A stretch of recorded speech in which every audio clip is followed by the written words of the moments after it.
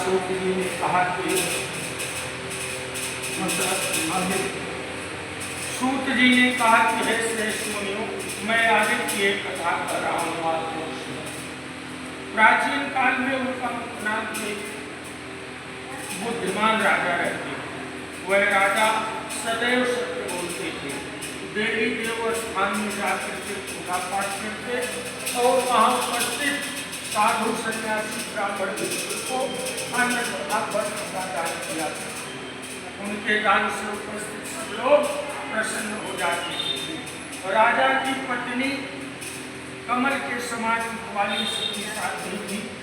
एक बार वह दोनों प्राणी भद्रशिला नदी के किनारे सत्यनारायण को पूजा करते। इतने में एक लकड़हारा एक सेठ साधु नामक वैश्य बिजनेस के वास्ते उसी घाट पर पहुंचा। अपना नौका नदी के किनारे स्थापित करके जहाँ पर राजा कथा कर रहे थे वहाँ गया, सब लोगों के बीच में बैठ गया। जब तक हमारे प्रभु का पूजन वंदन अर्चन वहाँ पर होता रहा, सब लोगों के साथ वह वैश्य बैठ करके कथा श्रवण किया। उसके बाद हवन आरती के बाद जब प्रसाद वितरित हुआ, सब लोग प्रसाद पान कर लिए और अपने अपने घर चले गए, तो वह वैश्य राजन से पूछने लगा कि हे राजन, आप प्रेम पूर्वक इस जल के किनारे किसकी पूजा कर रहे हैं और ये पूजा करने से क्या फल प्राप्त होता है, कृपा करके हमसे बताओ। तो राजा ने कहा कि सेठ, हमारे पास बहुत प्रभु ने दिया, यहाँ के हम राजा हैं, पूरी जमीन रियासत हमारी है, लेकिन सब कुछ होने के बावजूद हमारे संतान नहीं। संतान की इच्छा से हम प्रभु का पूजन कर रहे हैं। हमारे प्रभु इतने दीन दयालु हैं, जो मन में संकल्प करके इनका सच्चे हृदय से पूजन वंदन अर्चन करते हैं, उनकी इच्छा शीघ्र पूर्ण कर देती है। तो इसलिए हम प्रभु की कथा कर रहे हैं।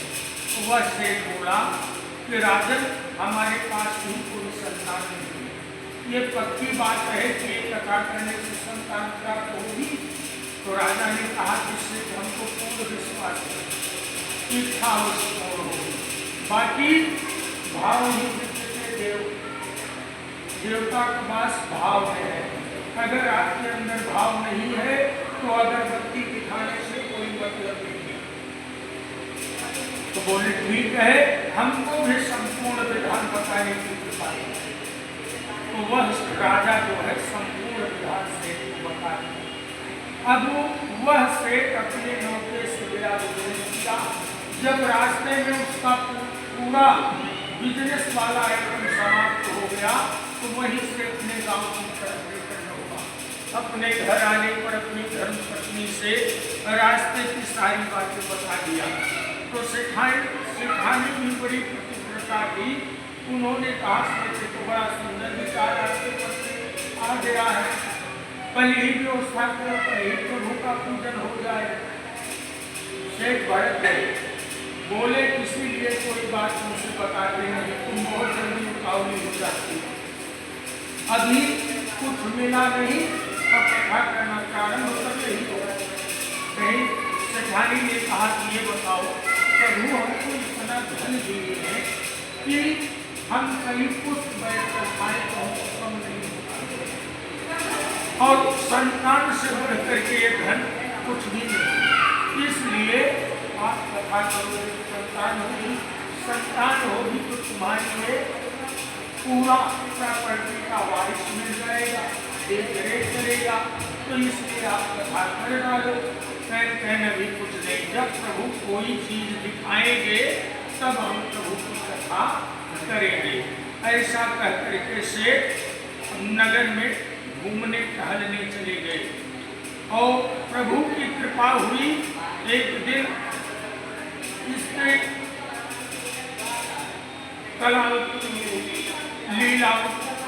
लीलावती धर्म में प्रवृत्त हो करके सांसारिक क्रिया में प्रवृत्त हुई, और ईश्वर की कृपा हुई। कुछ दिन के बाद उसको ज्ञान प्राप्त हुआ, ज्ञान हुआ कि समय गुजरने लगा। 9 महीना 9 दिन बीत जाने पर शेख के घर में एक कन्या पैदा हुई।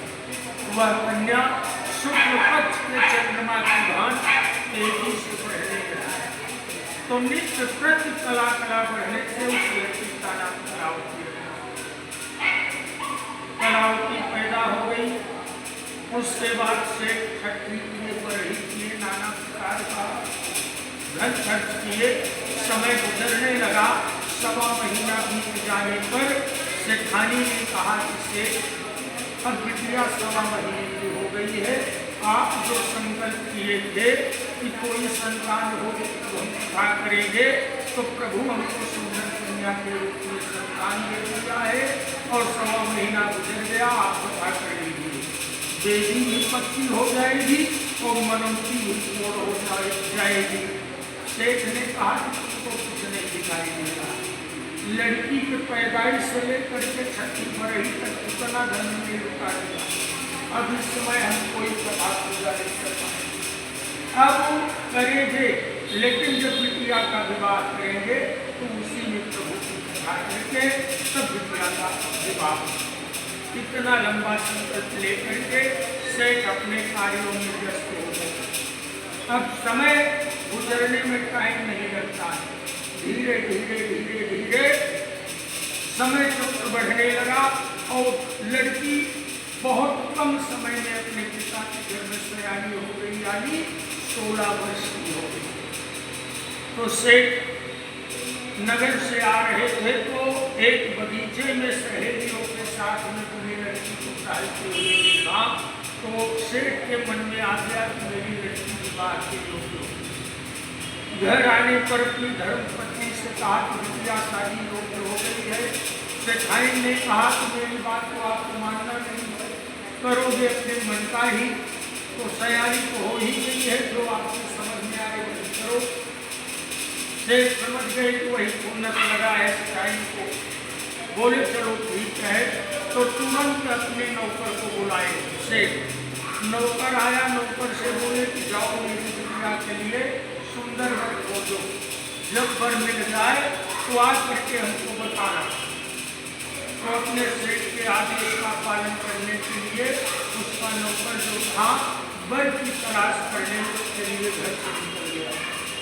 अब ये चारों तरफ वर की तलाश करते करते करते करते कांचनपुर नामक नगर पहुंचे।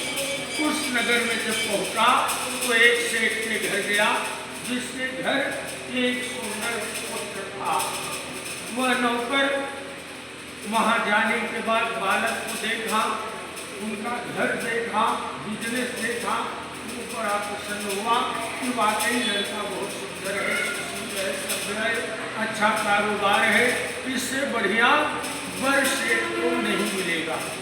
इसलिए वह आया, अपने सेठ को बताया कि एक लड़का हम कांचनपुर नामक नगर में देख करके आ रहे हैं, जिसके पास हर की खासे सब कुछ है, चल के आप देख लें, यदि आपके समझ में आ जाए तो बात कर देंगे।